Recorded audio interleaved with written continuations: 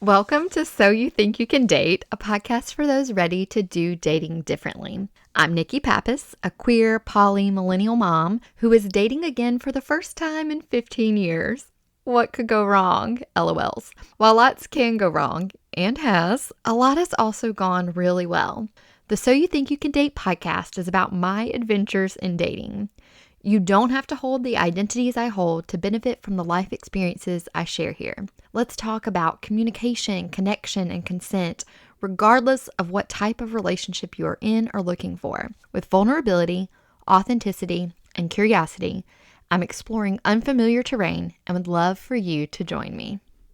Hello, beautiful people. In this fourth episode, I'm going to talk about taking risks in dating. Now, when I say risks, I don't mean that I'm encouraging you to engage in risky behaviors or put yourself in danger. I mean taking mindful, healthy, and safe risks from a grounded place. When thinking about dating, I keep thinking about the risks of dating and how I want to avoid rejection because that aspect is really hard.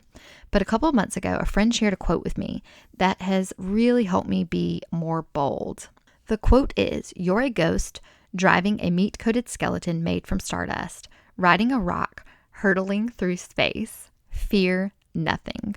This quote reminds me to boldly own what I want and say what I want to say, even if it's difficult. As another friend recently reminded me, you and the other person or people might want different things. You might be rejected. I might be rejected. But we won't know for sure if we don't ask. I'd rather just know for sure, even if it's going to hurt to be rejected, rather than be left wondering. The first risk is finding out if this person would want to go on a date with me or not. Is this person into me or not? Let's say that I take the risk, the person says yes, and we start seeing each other. Another risk is on the horizon. Let's say I end up in a situationship and I don't know how to navigate it because there wasn't clear communication about expectations and what each of us was looking for ahead of time. Or maybe there was communication. We established boundaries and expectations, and then things shifted. I definitely try to communicate sufficiently ahead of time, but when we're dealing with matters of the heart, things can be unpredictable. This leads to the risk of asking for clarification, but asking for clarification is such a good move all the way around. Instead of making assumptions, I can get answers. There was one time when I posted a video on Instagram where I was irritated with the number of men who were telling me that they are, quote, painfully self-aware. A sweet friend of mine sent me a message, and she's a therapist and a fellow Virgo. So the Virgo in me sees the Virgo in her.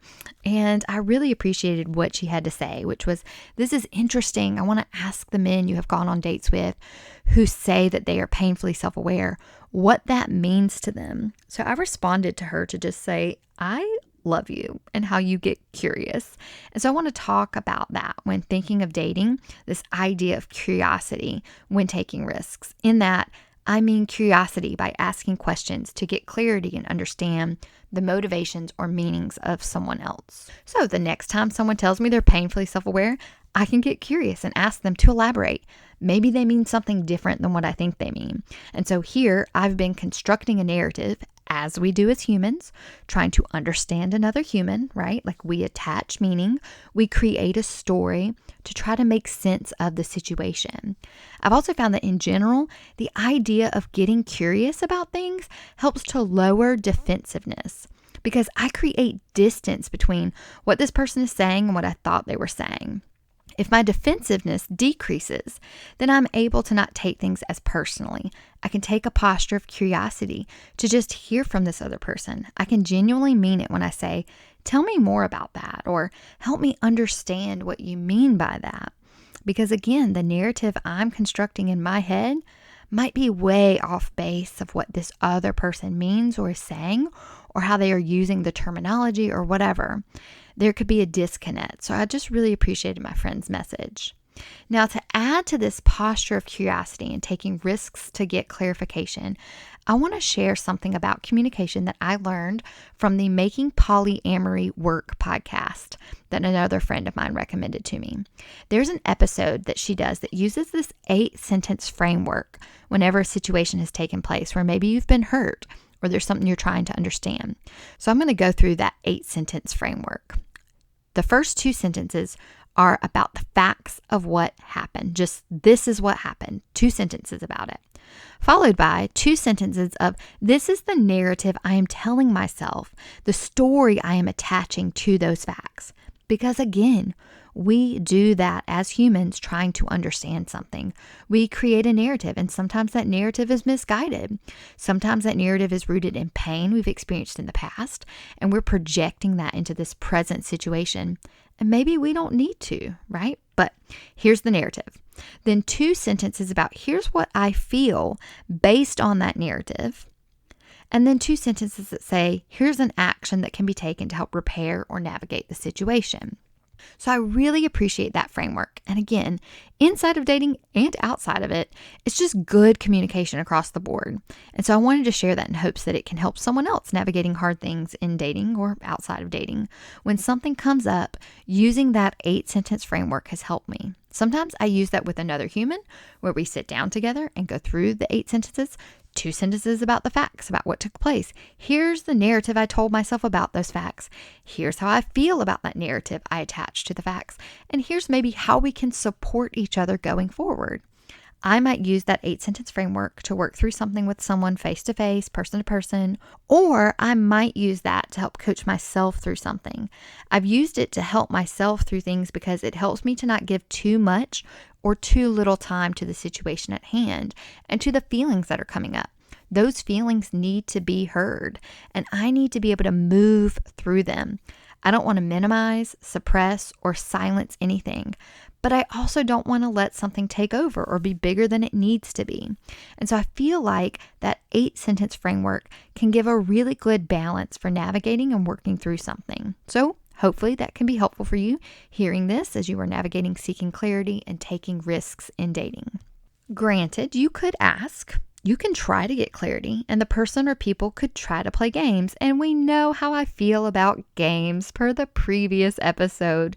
But assuming you're dealing with good humans who don't want to play games with you, they'll be truthful. You can ask for clarification or figure out what the other person wants and see if it lines up with what you are wanting. And you might be rejected. But again, I think it's better to know for sure than to be left wondering. Through all of this, another risk I want to talk about is that dating someone can be risky just by nature of emotions being involved. Like, there's the risk of falling in love. And maybe the other person loves you too, or the other people, depending on your situation. But you have different understandings of what love is and what the presence of love should mean for the relationship. Your girl is known to fall for people fast, okay? And I recently had an experience seeking clarity in a situationship, and it was risky and it was painful, but I'm glad I did it. What precipitated me asking was a conversation with some friends. They were concerned about me, and they may hear this, so I want to make sure to say that I know they expressed their worries because they love me. One of the concerns is that one of my friends thinks I will not want an open relationship in my 50s or even 5 years from now.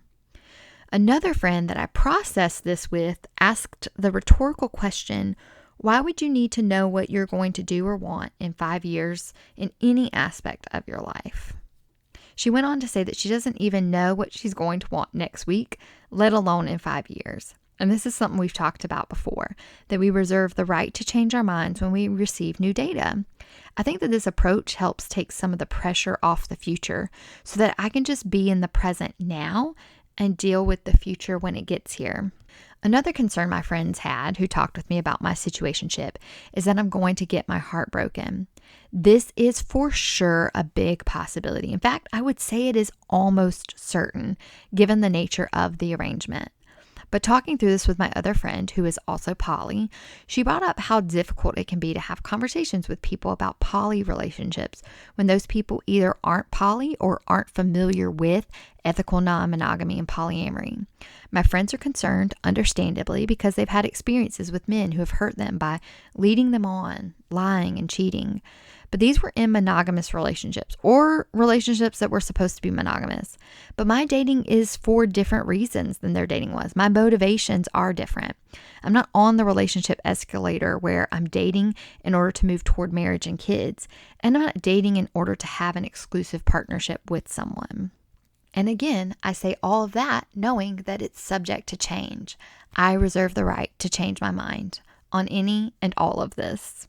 So though I knew my personal reasons for exploring polyamory, I still got in my head a lot and wondered what exactly the person in my situationship was thinking about for moving forward in our connection. I'll be honest and say that I was thinking this person is in game for me. I mean, I still think he is, and I'm not embarrassed by that, even if he listens to this episode and hears me say this. Anyways, I was all in my head, so I asked for clarity from him. Some backstory is that we started off wanting to just explore our sexual chemistry, but I knew from the moment I met him, maybe even before, that it would never be just sex for me. And that's not because I'm incapable of that dynamic. It's because in addition to being physically attracted to him, I was attracted to his personality and vulnerability. The first time I let him know that I was having big feelings, which was a couple months before the conversation I had with my friends about their concerns, he affirmed that we have a deeper connection than just two people who are attracted to one another.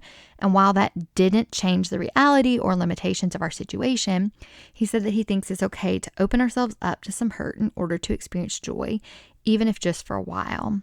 So with all of that and more as the background, I was talking with my friends who expressed their concerns. This led to me emailing the guy to request clarity about whether or not he wanted more with me in the future. He was direct in his response that he does not see a forever for us. There are things about who he is, what he wants, and how he sees his future. At the same time, we are greatly enjoying our now. And isn't now all we really have? No matter how much we try to plan for the future, all we can do is weigh the balance of hurt and joy. Love and joy always come with risks, including hurt, loss, and heartbreak. When I talked with my other friend about all of this to process, she posited that it's likely that every relationship ends in heartbreak, one way or another. So I took the risk now of gaining some clarity, and then I can make decisions for myself based off the new data. I've always leaned toward doing the things, even when I'm afraid, but especially since the mushroom journey I recently went on. And I just don't want to waste any time. Not because I have a sense of urgency born out of scarcity, because there is enough time, there is abundance, but my time is precious, my time is valuable, so I don't want to waste it. And so from a very grounded, centered, peaceful place, I can take risks. We can take risks. Learn, grow, evolve, and face the possibility of rejection. And it's a little bit scary, but it's also exciting. And we can just remember that we're ghosts driving meat-covered skeletons made from stardust, riding a rock, hurtling through space, and fear nothing. And so that's all I wanted to share. So fear nothing, but also I'm probably still going to be afraid to take the risk and maybe just do it anyway. Thank you so much for tuning in for this 4th episode of the So You Think You Can Date podcast. Make sure to subscribe to So You Think You Can Date, rate and review the show on all the platforms, and share this episode with someone that you think would enjoy it and who is ready to do dating differently. Also, pre-order my new book, Coming of Age and Coming Out, Stories of Repressed and Reclaimed Sexual Desire. Pre-order today by visiting nickipappas.com/shop. Coming of Age and Coming Out is a collection of stories about coming of age from childhood through adolescence, and then coming out in my 30s as queer and non-monogamous. It will be released in June 2025. With your pre-order purchase, you will receive a free download of the Come Alive guide in your inbox. If you want to follow my writing, you can subscribe to my Substack that is called Coming Alive, where I write about pursuing all that makes us come alive. Per the Howard Thurman quote, "Don't ask what the world needs, ask what makes you come alive and go do it, because what the world needs is people who have come alive." Follow me on Instagram at Broadening the Narrative, which is the account I started in 2019 to document my journey in broadening the narratives or stories that I was taught about myself and others. Come back next week for an episode about how to handle dating if you've been labeled intimidating.